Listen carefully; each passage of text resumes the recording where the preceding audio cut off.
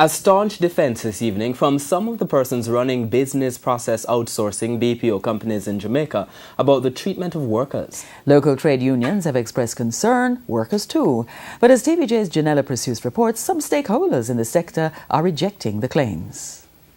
Over 20,000 jobs in the BPO sector and thousands more are expected as the government seeks to expand the industry. For Prime Minister Andrew Holness, that expansion will not only spell good for the economy, but for the hundreds of young people seeking jobs. He was speaking recently at the opening of ITEL BPO in Montego Bay. There, Mr. Holness revealed that as of March 2017, there were 50 companies operating in the local BPO space. They manage accounts like Amazon, eBay, Apple, and Delta Airlines. But while the government seeks to train more people for jobs in the sector, trade unions are expressing concern about the treatment of workers. General Secretary of the National Workers Union, GRANVILLE Valentine, pointed to disparities in wages and benefits of Jamaicans versus what obtains internationally. The managers of some owners of that are being paid by those standards. So there should be no difference in terms of how you compensate these youngsters, mainly youngsters. In fact, some describe working in call centers as digital slavery or modern-day slavery, where the wages are not so great and where customer service representatives have to endure abuse from the people they're supposed to help. All this while under the pressure of supervisors to perform. We spoke to two workers in the sector, but had to conceal their identities amid fears of victimization. The base pay would be somewhat around 26 to 28,000 a month. Well, every fortnight, that is.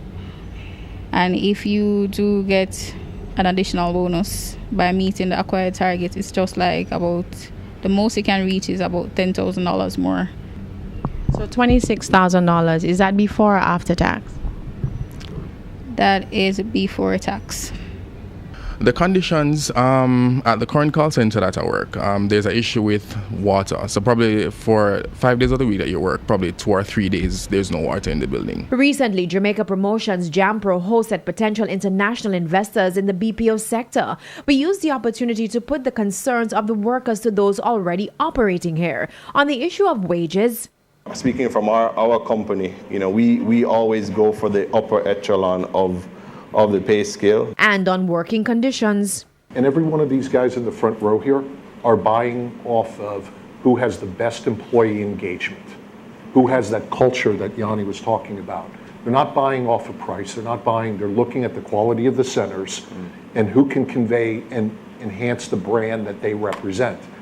The trade unions have also complained that the process for collective bargaining is long and drawn out.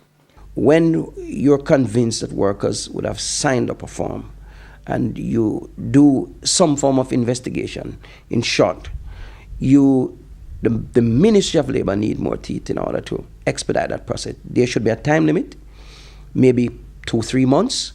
There's been no collective bargaining agencies that have been successful. So I think that's a testament to the industry and the true testament to the way the staff read the industry, because they have all right to do what they want to do.